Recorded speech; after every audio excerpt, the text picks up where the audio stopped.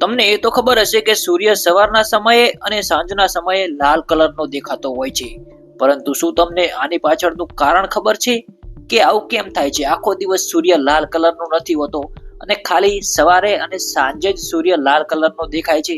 આવું કેમ થાય છે? તો ચલો દોસ્તો, આજના આ નાનકડા વિડીયોમાં આપણે આનો જવાબ મેળવીએ. તો ગાઈસ, અમુક લોકોને ખબર હશે કે સૂર્યના પ્રકાશમાં 7 કલર હોય છે, એટલે કે સૂર્યના પ્રકાશમાં 7 રંગ હોય છે, પરંતુ આપણે તે રંગોને આપણી આંખોથી નથી જોઈ શકતા.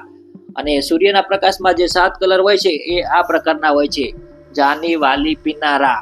જા મતલબ જાંબલી, ની મતલબ નીલો, વા મતલબ વાદળી, લી મતલબ લીલો, પી મતલબ પીળો, ના મતલબ નારંગી, રા મતલબ રાતો એટલે કે લાલ. અને દોસ્તો, આ જે 7 કલર છે એ 7 કલરમાંથી જે લાલ કલર હોય ને એ દૂર સુધી જઈ શકે, એટલે કે તે હવામાં દૂરનું અંતર કાપી શકે છે. અને બાકીના જે 6 કલર છે એ 6 કલર હવામાં દૂર સુધી જઈ શકતા નથી. તે હવામાં થોડાક અંતર સુધી જાય અને પછી તે હવામાં વેરાઈ જાય છે, પરંતુ જે લાલ કલર હોય એ દૂર સુધી જઈ શકે. એટલા માટે જે જગ્યા ખતરાવાળી હોય એ જગ્યા ઉપર લાલ કલરથી વોર્નિંગ લખવામાં આવે છે, કારણ કે લોકોને લાલ કલર દૂરથી પણ દેખાઈ શકે. અને આ જ કારણથી લેઝર લાઇટ પણ લાલ કલરની હોય છે, કેમ કે લાલ કલર દૂર સુધી જઈ શકે છે. તો હવે આપણે એ જાણીએ કે સૂર્ય સવારે અને સાંજે લાલ કલરનો કેમ દેખાય છે, આની પાછળનું શું કારણ છે. તો દોસ્તો, ધ્યાનથી સાંભળજો અને ધ્યાનથી જોજો, તમને બરાબર સમજણ પડી જશે. દાખલા તરીકે આ આપણી પૃથ્વી છે. શું છે? પૃથ્વી. અને આ છે સૂર્ય. આ પણ છે સૂર્ય. આ પણ છે સૂર્ય. સૂર્ય આ સવારનો સૂર્ય છે. કયા ટાઈમનો? સવારનો સૂર્ય. અને આ સૂર્ય છે સાંજના સમયનો. અને આ સૂર્ય છે બપોરનો.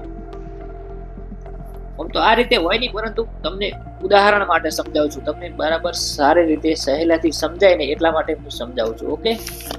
અને તમને ખબર હશે કે આપણી પૃથ્વીની પૂરેપૂર ચારે બાજુ હવા આવેલી છે, એટલે કે વાયુમંડળ આવેલું છે આપણી પૃથ્વીની ચારે બાજુ આ રીતે. અને એ વાયુમંડળમાં નાના નાના ધૂળના રજકણો છે. શું છે? ધૂળના રજકણો છે. એ આપણને દેખાય નહીં આમ તો, પરંતુ તમને કદાચ ખબર હશે કે અંધારું અંધારું જે ઓરડામાં અંધારું હોય એમાં તમે લાઇટ નાખો એટલે આપણને દેખાય. આ રીતે દોસ્તો હોય છે ધૂળના રજકણો. એટલે જે સવારના સૂર્યનો પ્રકાશ આવે આપણી બાજુ, કઈ રીતે આવે? પહેલા આપણે એ સમજીએ કે આપણે કઈ જગ્યાએ છીએ. ધારો કે આપણે આ જગ્યા ઉપર છીએ, પૃથ્વી પર આ જગ્યા ઉપર છીએ, એટલે આપણી પાસે સૂર્યનો પ્રકાશ કઈ રીતે આવશે?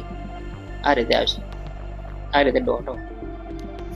સેમ એવી જ રીતે સાંજના સૂર્યનો પ્રકાશ પણ આપણી જોડે આ રીતે આવશે. જે બપોરનો સૂર્ય છે એ આ રીતે આવશે. અને આપણે આગળ જોયું કે સૂર્યના પ્રકાશમાં 7 કલર હોય છે, એટલે બાકીના જે 6 કલર છે એ હવામાં વેરાઈ જાય છે, એટલે કે તે દૂર સુધી જઈ શકતા નથી. પરંતુ જે લાલ કલર છે એ લાલ કલર હવામાં વેરાતો નથી બરાબર, અને તે ઠેક દૂર સુધી જાય છે.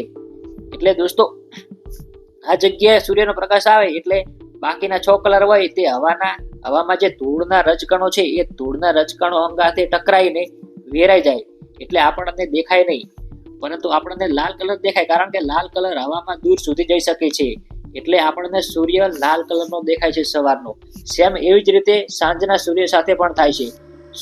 સાંજના સૂર્યનો પ્રકાશ આવે એ આ જગ્યાએ આવીને બાકીના જે 6 કલર હોય એ ધૂળના રજકણો અંગાથે ટકરાઈને વેરાઈ જાય, પરંતુ લાલ કલર વેરાય નહીં. લાલ કલર આ જગ્યા સુધી આવી જાય છે, એટલે આપણને સૂર્ય લાલ કલરનો દેખાય છે. પરંતુ દોસ્તો, જે બપોરનો સૂર્ય હોય આખા દિવસ, એના કિરણો સીધા આપણી પાસે આ રીતે આવે છે, પરંતુ એ જગ્યાએ સૂર્યના કિરણને વેરાવા માટે ટાઈમ હોતો નથી, કારણ કે રજકણો થોડા ઓછા હોય એ જગ્યાએ. એટલે ધૂળના રજકણો ઓછા હોય એટલે સૂર્યનો પ્રકાશ વેરાતો નથી, એટલે ડાયરેક્ટ આપણા ઉપર આવે છે. સાંજનો અને સવારનો સૂર્યના કિરણો આ જગ્યાએ વેરાઈ જાય છે, એટલે ખાલી લાલ કલર જ આપણી સુધી પહોંચે છે, એટલે આપણને લાલ કલર દેખાય છે. પરંતુ આથી આ જગ્યા સુધી તો 7 કલર આવતા હોય છે, અને બાકીના 6 કલર આ જગ્યાએ વેરાઈ જાય. આ જગ્યાએ ધૂળના રજકણો અંગા ટકરાઈને અને લાલ કલર ના વેરાય.